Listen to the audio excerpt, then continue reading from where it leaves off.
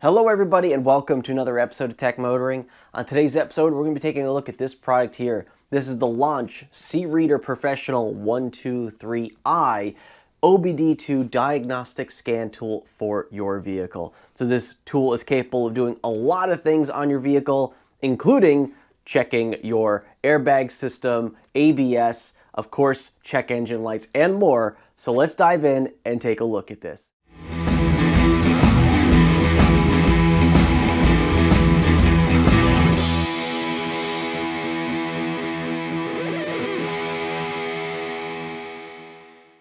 All right, so let's dive into this product. So as we can see, we have the front of the box, which is really nice. Got a big picture of the actual OBD2 diagnostic scanning tool right there, so you can see it plain as day. We'll jump onto the back of the box here where it gives us some of the details about what the scanner is capable of doing for you and see what you can do with the scanner for your vehicles. So under the features, we have full coverage, domestic, Asian, and European vehicles, 1996 and newer OBD2. Read and clear DTCs of vehicle engine, AT, automatic transmission, ABS, and SRS, which is airbag systems. Really cool. It's a touchscreen. It is a 5-inch touchscreen actually on this. It's rated as a 720p IPS screen. Don't get caught up by the resolution of the screen. It's a smaller screen, so you really don't need high quality resolution. It's not like your cell phone by any means. Wireless update. So it actually does have the ability to connect to Wi-Fi and actually update its, parts of its operating system and parts of its diagnostic tools over time. So that's kind of cool to have.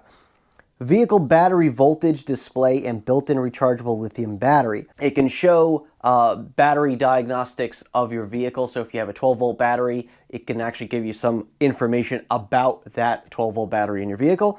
And it's referring to a built-in rechargeable battery on the actual unit itself. So this is a standalone device that you can use. So you could turn it on whenever you want. You don't have to have it plugged into the car for power. But you can basically turn it on whenever you want, kind of go through some of the menus. I'm sure there's logs and stuff that get saved to this device that you could probably review at a later time without having to plug it into a vehicle, which will be nice. Diagnostic report, automatic generation, and share via email. So once again, there's that connection over Wi-Fi where you can actually send out reports from this device directly to an email, either yours or possibly if you have a client or customer that you want to share the diagnostic report with, you can send it to them. Auto VIN detection and connection, so that means it just connects to the car because it reads the VIN from the OBD2 port, and multilingual support. So, all right, so we got a 5-inch touchscreen as I went through before. Operating temperature is about 14 degrees Fahrenheit to about 122 degrees Fahrenheit. Pretty standard for most electronic equipment. This is, once again, a pretty I wouldn't say a cheap tool. I wouldn't say it's an inexpensive tool. I think it comes in that good range of you get a lot for what you pay for. And, Kingbolen or Launch has done a really good job of making sure that they build these diagnostic tools that are really, really capable, but also for a really good price. And so let's dive into the box now and take a further look at what we get for this product. All right, opening it up, it just brings us straight to the actual scanner, as we can see here. We'll just jump in. We'll see a couple cables here. Now, this is just a USB to a round barrel power connector. So this is actually how you charge the device if you don't want it plugged into the car all the time. You just use any type of USB charging block that you can plug into a wall. Here is the OBD2 to serial cable. This is what you plug into the actual scanner itself. Let's go past this for a second. We'll leave the scanner for last here. We'll go to the bottom of the box, and here we'll see this really nice case they give you. Let's open this up real quick and see what it looks like.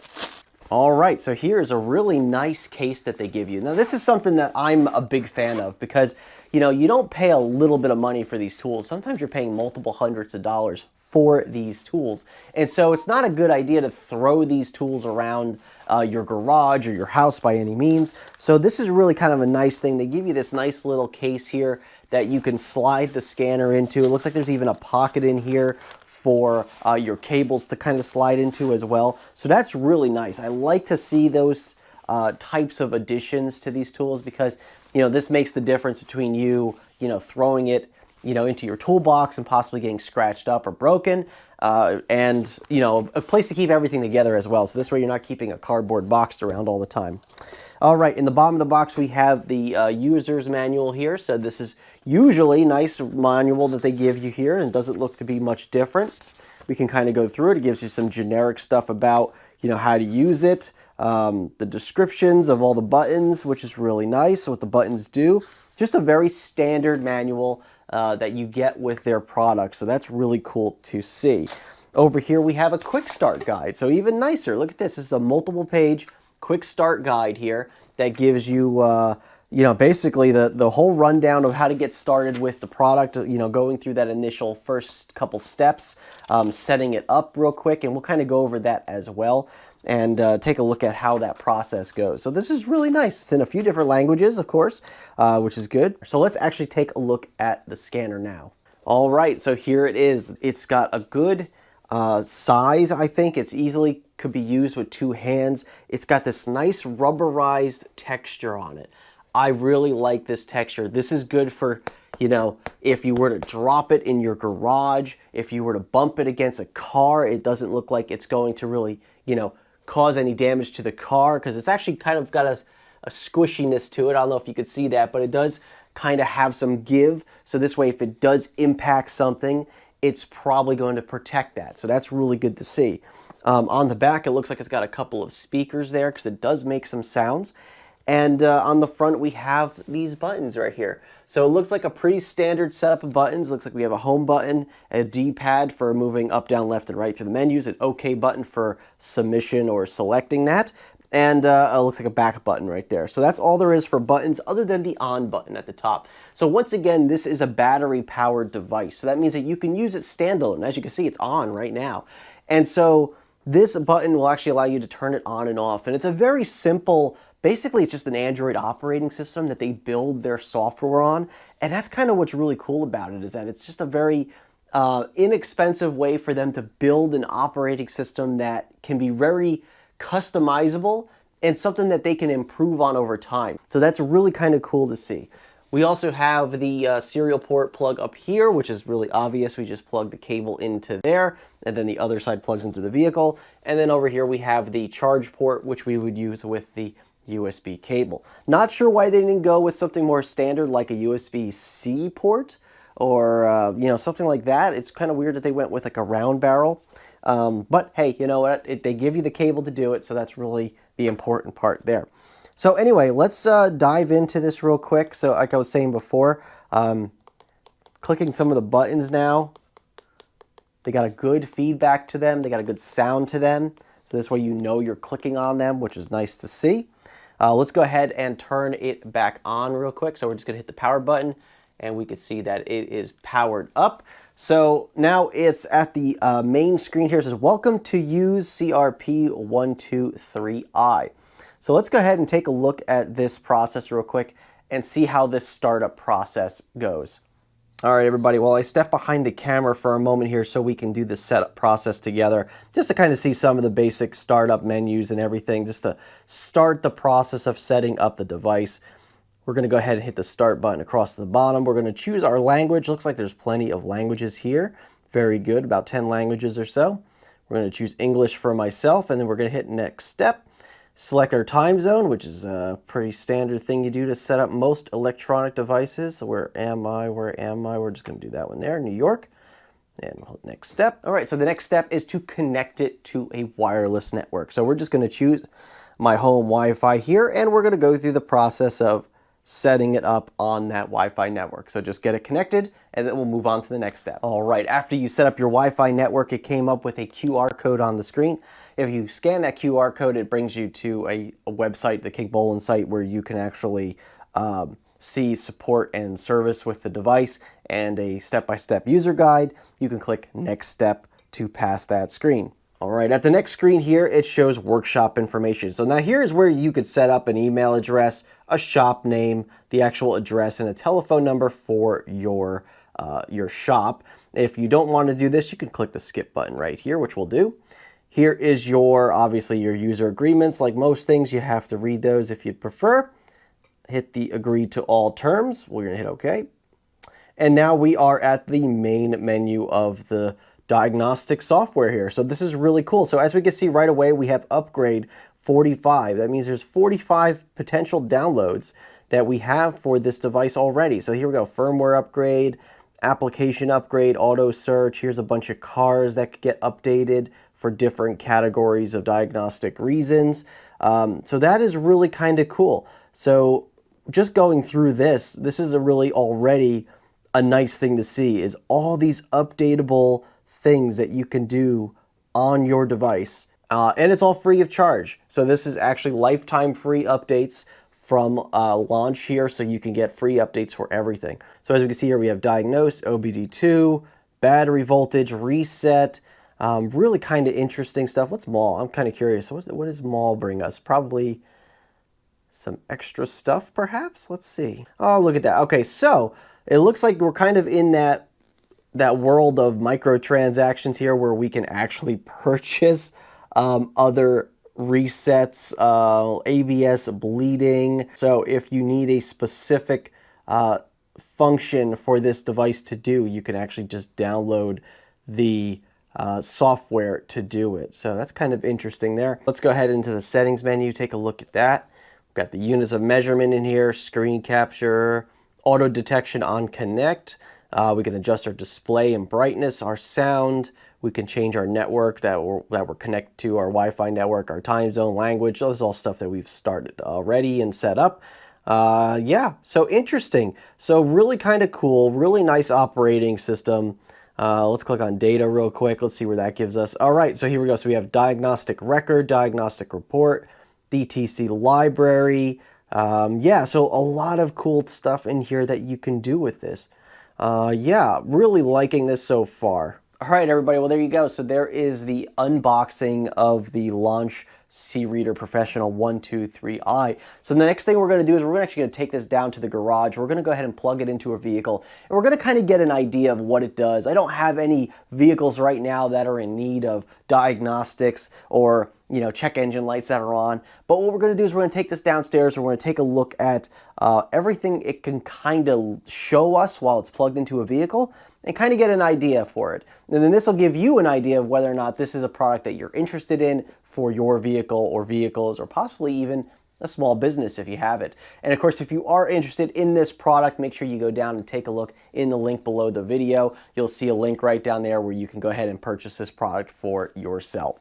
So let's go down, let's jump down to the garage, take a look at this in action, and see how well it works. All right, everybody, well, you join me now down in the garage where we're going to be taking the Launch CREADER 123i OBD2 scan tool, and we're going to be plugging it into the vehicle and taking a look at just kind of get an idea of how the scanner works, how the screens function, the different things we can do with it. Obviously, there's a lot of things that you can do with this scanner, and we're just going to kind of scratch the surface when it comes to all the functionalities of it. Now we're plugging it into a vehicle that does not have any current issues or check engine lights or anything like that, but we still want to see the data that we can get from the vehicle. So let's go ahead, let's get it plugged in, let's see how everything works. Now at the moment we got the scanner actually on because it is battery powered, which once again is a really nice thing. So you could use this even if you're not actually plugged into a vehicle. Look up old logs or data that you've pulled from previous vehicles. So that is really nice. We're going to go ahead and just plug this into the OBD2 port of this vehicle. And just so you know, this is a 2021 Ford Mustang Mach-E. So this isn't actually an electric vehicle.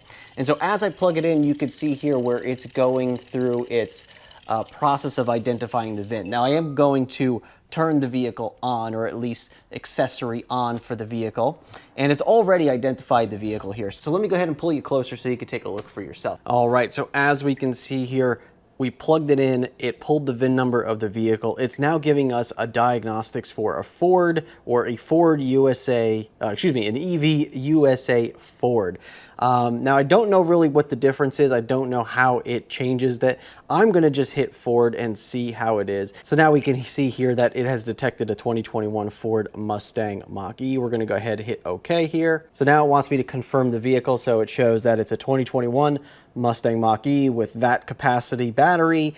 It is a battery electric vehicle, and it's an automatic transmission, which is technically correct, I guess. So we're gonna hit yes, that vehicle is data is correct, and now it's pulling some data. So it's scanning all of these modules in the vehicle, the body control module, the gear shift module, the gateway module. It's gone ahead and pulled all this stuff. You can click on these and it gives you slightly more information about that code. We're gonna go back to home. I'm just gonna hit the home button here. And let's start from the very beginning at looking at this scanner here. Now in the top left corner, we show 14.4 volts. That is our 12 volt battery. Now the other thing we want to try is just do OBD2. So let's see what the OBD2 is.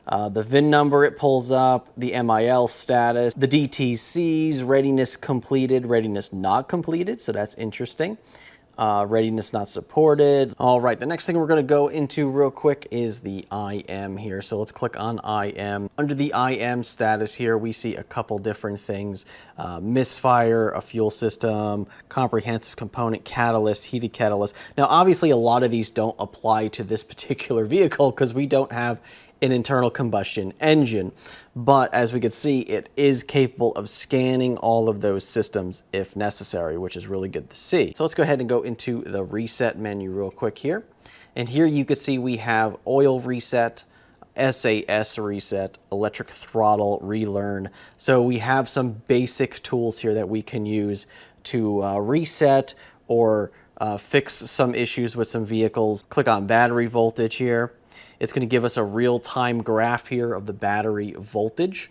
So this is going to kind of show us if we're, losing charge, if we're gaining charge based on, the 12 volt battery status with the vehicle at the moment. So right now we can see it's got a pretty steady line of around 14 volts or just over 14. Once again, in the top left corner here, you can see the actual real-time voltage at all times, which is nice, 14.4 volts. And then the last thing we want to go through real quick is the mall. Now, the mall thing is pretty interesting. So this is if you want to add some additional functionality to your scanner. It's the mall because this is where you purchase add-ons. Now, I don't know how a lot of people feel about this stuff. It's really kind of a, you hate it or you love it kind of thing, but you can buy more additions to this, and there's a lot too. I mean, as you can see, you can download a lot of different things, and they're all an additional cost based on what it is exactly. So some of the things to point out here, like high voltage battery diagnostics, I think that's kind of cool for this vehicle here. Maybe I can do a high voltage battery diagnostic on it. I can click on that. It gives me some basic information. Summary, optimized high voltage battery function, but it doesn't really give you all that much. It is used for high voltage battery diagnosis and status information detection. And so here's where things get a little weird. It says not all systems are covered, which needs your help to feedback to us. We will improve in time.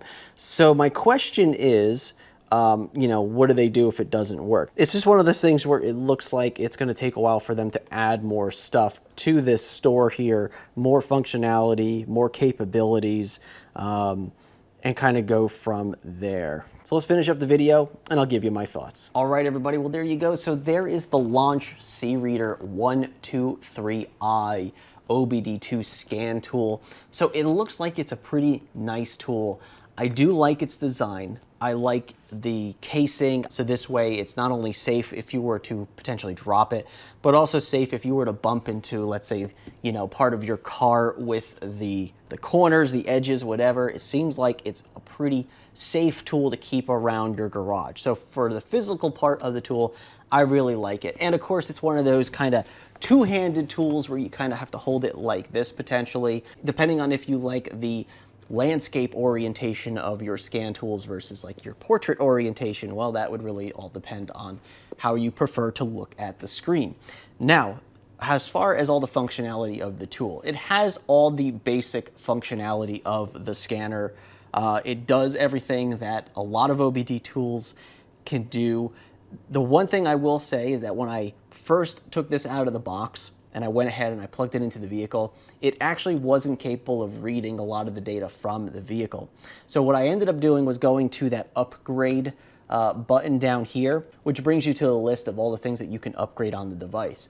And I went in there and I upgraded everything on the device. There was over 40 some updates, each one for a different model of vehicle or a different manufacturer vehicle, and I went ahead and upgraded all the modules of the device. The device itself had like a firmware update that had to be done.